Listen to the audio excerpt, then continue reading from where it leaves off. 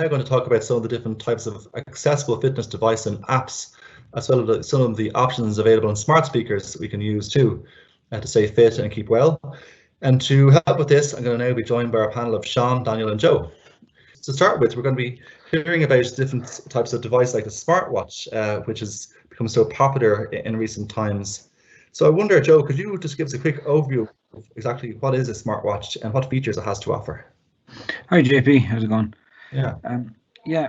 So a smart watch or a smart wearable, I suppose, is there's a couple of most popular ones are the Apple Watch and a Fitbit, Yes. Fitbit Charge 4 and Fitbit Versa. So they're more popular ones. There's also the Suno band, which is more for mobility. Yes. And it has a few things included, like a pedometer, and it can aid you in getting directions around and that kind of stuff, and it can track your I suppose that's a little bit different to a smartwatch, but you get the idea. So I suppose with an Apple Watch, it's almost like an iPhone on your wrist. You can get your notifications on the screen, your text messages, your WhatsApp messages, your it also can monitor your heartbeat. You can do an ECG on it. If you ever had a problem with your regular heartbeat, any of that kind of stuff, it'll notify you. So, for example, if you were stationary and your heartbeat was going above 140 beats per minute, the Apple Watch will let you know. Yeah. And if you were going under 40 beats per minute, the Apple Watch will also let you know. That kind of thing. So you can see a lot of these, I suppose, health insurance companies, they're giving discounts on Apple Watches for reasons like that. It also has fall detection, so if you fell and you didn't get up, it would call 999, that kind of thing. But it can be, it's very useful as regards an accessory. So and perhaps it's one of the more popular types of smartwatch for someone who maybe is using voiceover. Yeah, exactly, and it includes voiceover, so it reads everything back to you on the screen, and Siri is also integrated, so you can reply to your text messages using Siri. You can ask the watch questions using Siri to read out your notifications, that kind of stuff. So you can even make phone calls on the Apple Watch as long as your phone is nearby. Speaker is quite good on it actually, but you can't listen to music on it because I think it drains the battery a little bit too quick, or listen to audiobooks. But you can connect your AirPods to it, so. That's the Apple Watch roughly, in a breakdown. So the battery life would last you roughly a day or a day and a half, I suppose. One other thing missed there is sleep tracking. You can track your sleep on it as well. So we'll say, moving on to the Fitbit, I suppose they're a bit more scaled down version of the Apple Watch. Fitbit Charge 3 doesn't have any screen, so I suppose, as you can understand, a blind or vision impaired person can access it through the app on their phone. It tracks your steps, distance walked, ran, that kind of stuff. Whether you cycle, that kind of thing. Also, you can track your sleep on them as well, and you can also connect the Fitbit app to your Alexa. So there's a Fitbit skill, so you can ask your Alexa. It'll save you, I suppose, going on your phone again, but you can ask your Alexa how many calories I've burned today, what distance have I walked, that kind of thing, So there's also a Fitbit Versa 3. I think you might be very familiar with that one, JP. I think it has Alexa built into it. That's right. So I do. I use the Fitbit Versa 3 myself, and it provides me the various health stats that you went through a moment ago, like things like steps, distance walked, sleep, and your heart rate, and so on. I know the Fitbit watch has been around for a number of years, but it's worth pointing out that some of the latest versions, like the Versa 3, for example, comes with built-in Alexa and a Google Assistant. So besides being able to ask your watch, say the time, you can also ask your watch different health stats and so on. As you mentioned, there's the Fitbit app. It's available on iOS and Android, so I'm often on my phone making sure, just to kind of looking through different stats there. So it goes directly to your mobile device. And also, I say the Fitbit skill on the Echo, which I've tried, and that works pretty well. So asking Alexa things like, your step count, or how long you've slept, or your heart rate, and so on. One of the interesting things I found about Fitbit, recently it was actually bought out by Google. It's actually for a fee of $2.1 billion. So it kind of highlights how popular these smart wearables have become in recent times. Yeah. It's going to be interesting to see. I think to note there, JP, with the likes of the Fitbits, like they don't have like an inbuilt screen reader into them, so like that's why you need a native screen reader on your phone to go to the app on your phone to retrieve data. And like you said, you also have a skill on your Alexa. So while some of these things are not sort of accessible on your arm, the information that goes to your phone is accessible through your phone screen reader. I think that's important for people to know.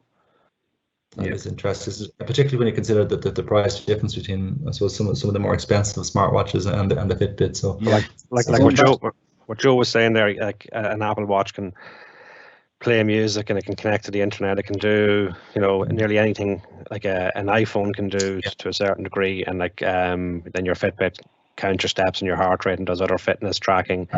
So that there is a difference there. There is a difference there. And the Apple Watch, about the Apple after coming in, guys, it's actually quite a good one. So particularly I suppose when the expensive is taken into account, like could two people share an Apple Watch? I guess, would it be easy to sign in and out with an Apple ID on it? Has anyone looked at that? Sharing it, I don't know, but you don't need to have, you can set up other people on a watch. Say, for example, you want to set your son up. He doesn't have to have an iPhone. You can set up 2 Apple Watches from the one iPhone.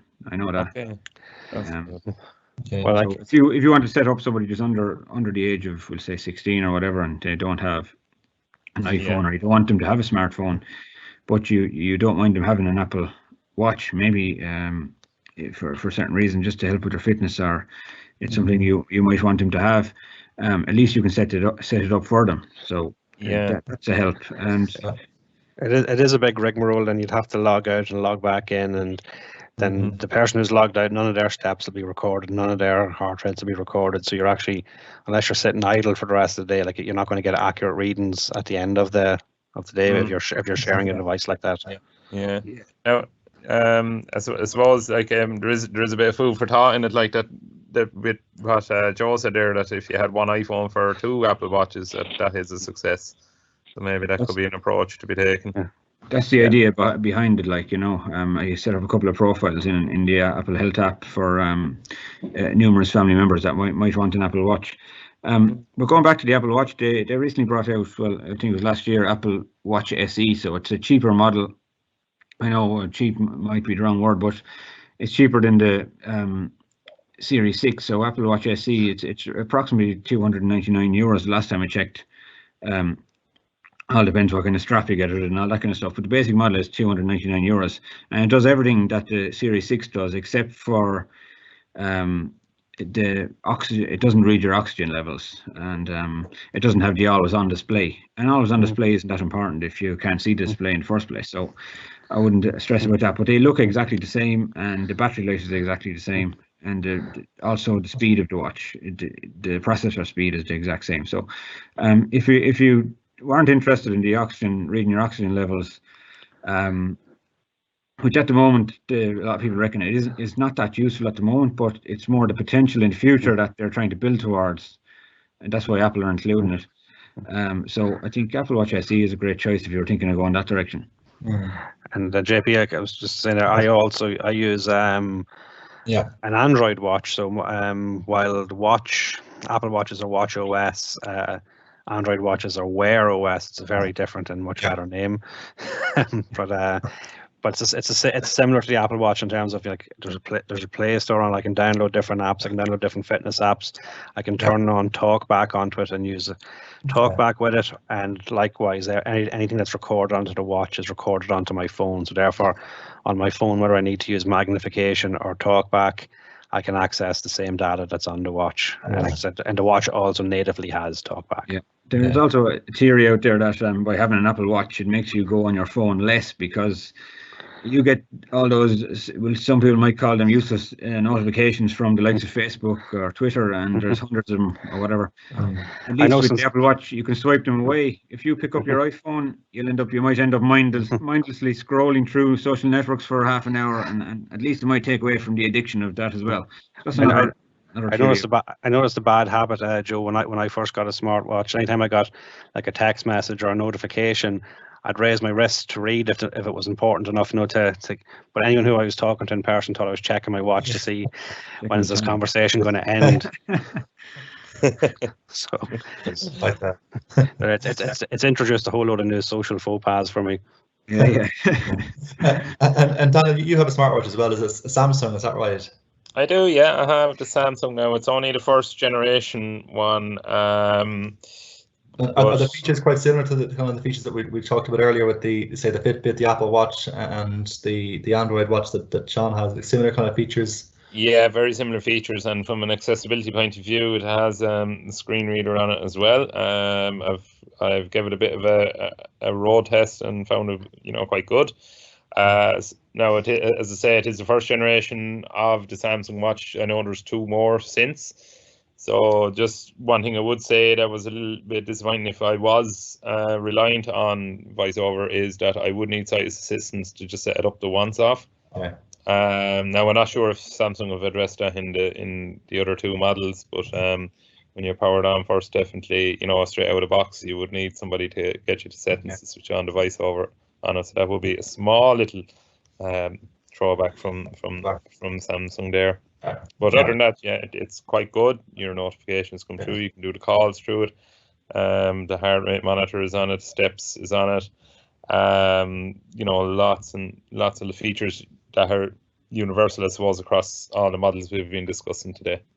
Okay, excellent. Is it waterproof? Daniel? This particular one, there's a setting in it that if you feel it has got wet, you activate this water thing, and it tells you to take the watch off and shake it out. So I'm guessing that it's only water resistant, maybe, and if you're worried that you've jumped into the swimming pool with it on it, yeah, you won't be using it for swimming. I think Apple Watch anyway, it is waterproof. You can swim with the Apple Watch, and it will track your swimming as well, I suppose. That's another plus on that side.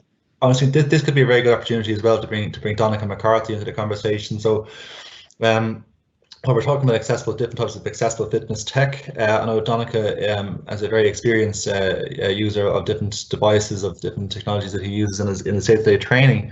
As I mentioned earlier, he is a member of Vision Sports Ireland, and at the moment he is training for a place in the Paralympic Games in Tokyo this August. And so, Donnacha, you're very welcome to the show. Yeah, thanks very much, JP. Great to have you with us. So first off, Donnacha, is it likely that we're going to have the Paralympic Games taking place in August with everything that's going on? The pandemic? I don't know if I'm one that comment on that, but fingers crossed. Fingers crossed, yeah. And look, I think as far as everyone's concerned, the plan is for the games to go ahead. So that's what I'm training for, as if they are anyway. So great. And Donnacha, I wonder, before we start talking about the tech that you use, could you tell us a little bit about yourself and your background, if you don't mind? Yeah, sure. So I suppose just for anyone who doesn't know me, my name is Donnacha. So I'm from Cork, living in Dublin at the moment, and work full time with Vodafone. So as you mentioned, I'm also training for the Paralympics later this year. So I compete in para triathlon. So I'm a member of the Triathlon Ireland, the high performance team there. So great. And sorry, Donnacha, for some people who are listening in, the triathlon, what kind of what different events, or what kind of events are consisted in the triathlon? So how does it work? Does it swim? Started off with a swim? Yeah, so it starts with a swim, then a bike, then a run. So the distance I compete in, it's called sprint distance. So it's a 750 meter swim, 20k bike, and a 5k run. And I'm totally blind, so I compete in the event with a guide. So they go through the whole event with me. So obviously in the swim, we're tethered, and the bike section is competed on a tandem. Then running wise, where we use the tether as well. So. Okay, excellent. And just going back to the technology, Donnacha, can you tell us about the different types of accessible fitness devices that you would use yourself and how they benefit your training? Yeah, so I'm primarily an Apple user. So the device I primarily use is actually the Apple Watch. So the guys there have actually gone through quite a few features on it. Okay. So just for me, I primarily use the watch for swimming and running. So obviously to count my intervals and workouts in the pool, and then obviously for running to make sure I'm staying on par for my sessions with pace and heart rate. And then for the bike, training wise, I complete most of my sessions on it's an indoor trainer, and I just use my phone to connect to that, so that reads out stats like my heart rate and power and stuff like that. So I'm able to, I suppose, keep to the sessions prescribed. And do you have an app that you use on your phone, Donnacha, for that? Yeah, so I actually use Wahoo Fitness is the name of the app. So the trainer I use, it's called a Wahoo Kicker. So basically the phone connects to that via the app, and then you're able to stick a bike on that turbo trainer, and then it reads out so your power and connect a heart rate monitor, so it reads out your heart rate as well. So depending on the sessions I have, I can monitor those stats, Yeah. And as one question, maybe you could just confirm for us, is the Apple Watch waterproof, fully waterproof then for your swimming? It is, yeah, I can attest to that. Okay, that's good. So yeah, so like I know there's an inbuilt within the workout app on the Apple Watch. You can do, there's either pool swim or open water swim. So obviously for me, triathlons, you compete in open water rather than the pool. So during the summer, obviously I can use that for outdoor swimming, and during the winter then in the pool. So it works perfectly in both environments. Okay. And Donnacha, just generally speaking, like, how much do you think this technology has evolved since you first started training? So like say with new apps that have come out and new wearables and that kind of thing. Yeah, like it's come on a lot. Like there's just so many different, I suppose, external gadgets now and stuff you can get for monitoring stuff. Like you can get really detailed into it if you want, like monitoring your foot strike when you're running, or monitoring your sleep, tracking your heart rate variability, all this kind of stuff. So I think since I started trading, maybe back in 2016, like I'm not sure what generation of the Apple Watch is out at that stage, but might have been only the second generation. But I think it's more what third-party options are out there that can integrate with the watch is really improved it. So like the watch itself, the workout apps on it are good, but they're probably a little bit basic. But then there's so many third-party options out there, and app developers to, I suppose, you can install them as separate apps on the watch and then use them in your training. So you can, I suppose, look into stuff in a lot more detail and get a lot more specific information out of it. Yeah, right. So clearly then, Donnacha, there's obviously like significant benefits of using an Apple Watch over just a standard like wristwatch, isn't there, for someone who's training? Like definitely. And like for me, I suppose, like I know there's other fitness watches out there that athletes use, like Garmin and Polar and stuff like that. But like obviously the Apple Watch, for me, it's accessible and it's just easy to use, and I'm able to get all the information I need out of it. And really, for me, that's probably the most important thing, is just keeping things as simple as possible, Yeah. And Donnacha, are there any particular types of accessible fitness like device that you'd recommend to someone who has sight loss, maybe who's not familiar with the different types of apps and smart wearables that are out there? Maybe someone who's just starting off.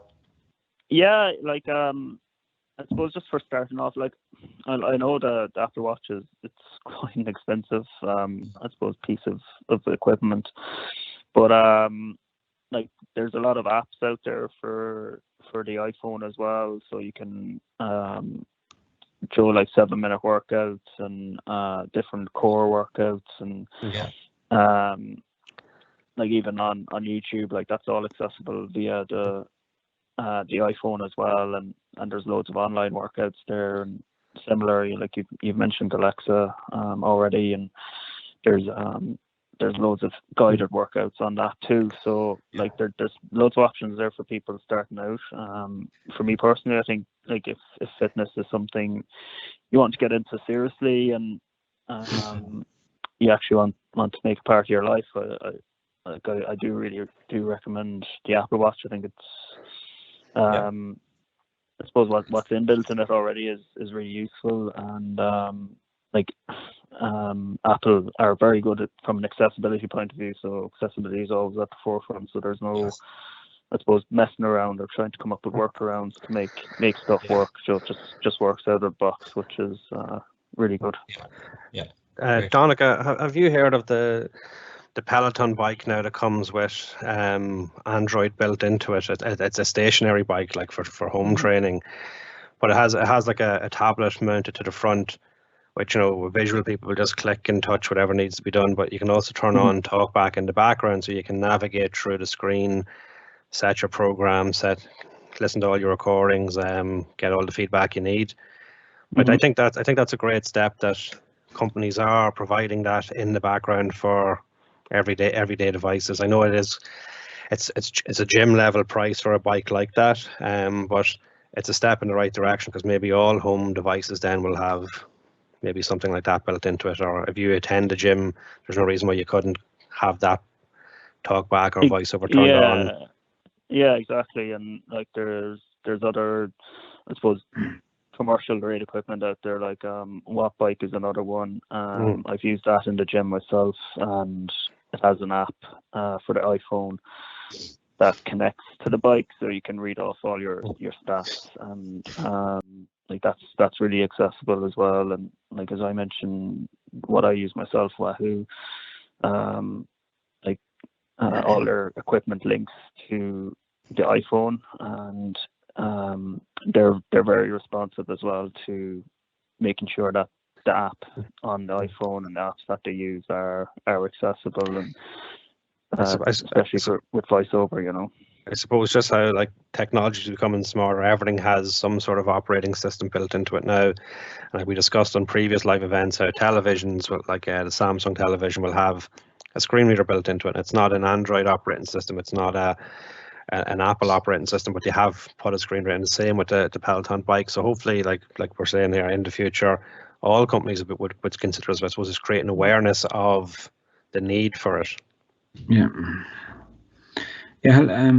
Hello, Donnacha. There, Joe here. Outside of fitness, what do you find the Apple Watch most useful for? Like say outside of fitness, like I do find it very useful from, I suppose, just tracking my sleep, and I do listen to quite a lot of audiobooks on it.